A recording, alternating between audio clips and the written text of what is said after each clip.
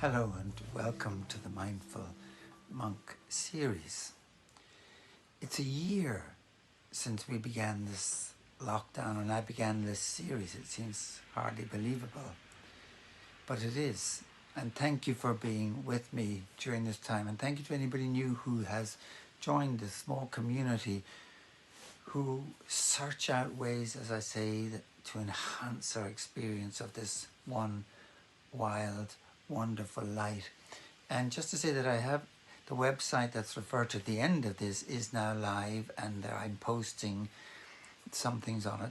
First two things are the two first signs of spring, so that's there now, and I'll post a few other things there which may be of interest for you. So we're still living with a sense of threat out there, this invisible threat. It would be so much simpler if it was a live lion or something, but there's this invisible threat hanging over us.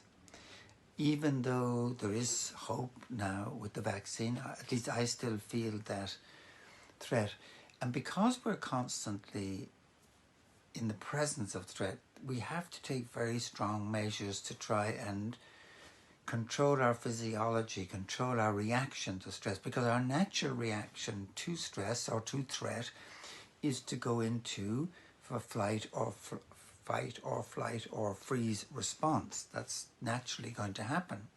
We've talked about various ways of controlling that. First of all, to check that your shoulders are down, not up around your ears, which they will do if you're under threat, and to your breathing be slow, rhythmical and deep, and not fast and shallow, which again, fast and shallow breathing is fighting or flighting. So we've two parts to our nervous system. One is a sympathetic nervous system, which is the one that gets us geared up for flight, for fighting or getting away, our heart pumping, sweating, breathing fast, etc. And then we've the parasympathetic nervous system, which is does the reverse, brings us back down, calms us, brings us back into a state of rest. And that's the one we've got to try and get switched on. And it takes work when there's this constant threat in front of us.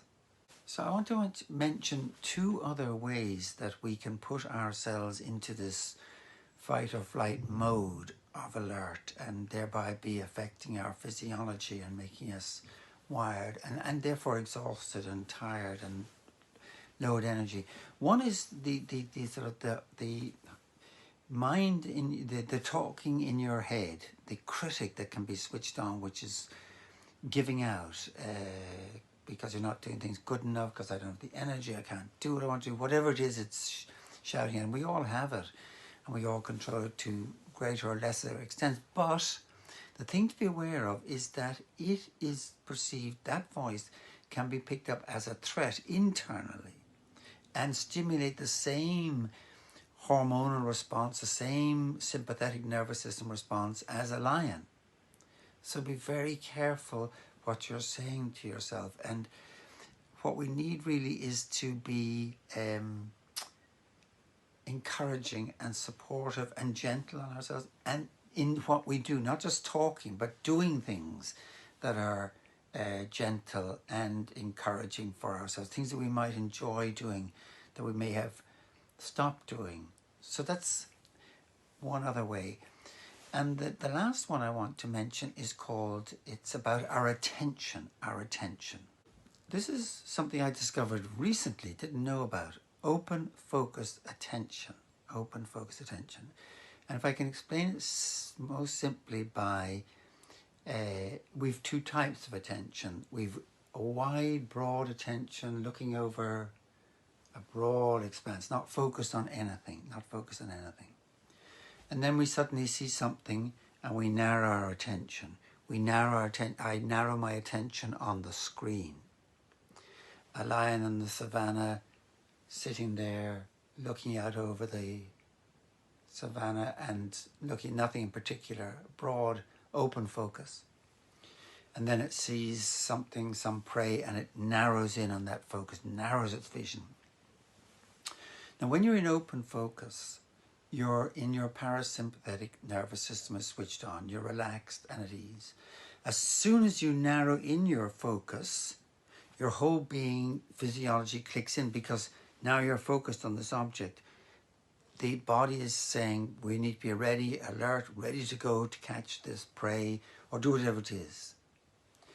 Now, when I heard that distinction and thought about my life, how much of my life is spent in narrow focus on my screen, on my camera, on my phone, narrow switched focus, and losing my peripheral vision, my side vision, always narrow. And that's triggering my body to be alert.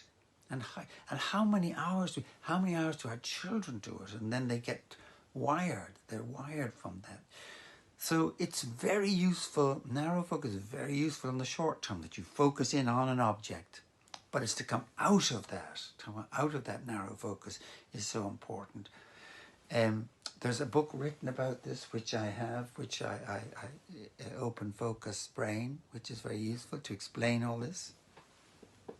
But one of the ways you can switch from the narrow focus to the open focus is to imagine, closing your eyes and imagine space. Imagine, if I imagine the space between me and the camera, just the space, no thing, nothing. Imagine that nothings.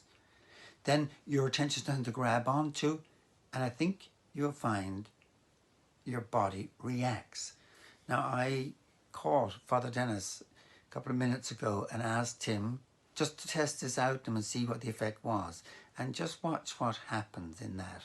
What I want you to do is, you can take out your phone. Mm-hmm. Have your phone there and put it in front of you. Okay, hold there.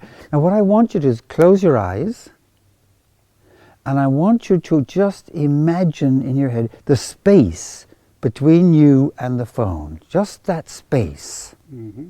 Just the space. And see what the reaction in your body is like. It's a lot calmer. It's an extraordinary experience. When you imagine space, there's no object to grip onto. Okay, thanks, Dennis. I just wanted you to see that.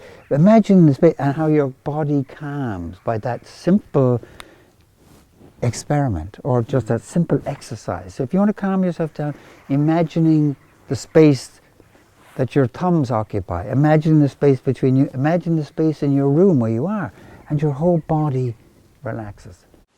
So I think that's interesting. There's Dennis. His body did calm down when he imagined that empty space. So that's a useful exercise, I find. And I do it constantly now to try and bring myself. So what can we do to try and really reduce the stress levels in our bodies and the cortisol and all the hormones that are caused by this invisible threat? One is, I say, breathing is key. Shoulders. Doing things that are kind for yourself and for others, and doing it slowly, not rushing. And lastly then, open focus, making sure you're not spending too much time narrow focused, and practicing that experience of looking at no thing, imagining space. Okay, I hope you find that helpful, and I'll see you next time. And in the meantime, keep safe and keep well and keep warm. It's chilly today, certainly here in Ireland, with hailstones bleeding down on us.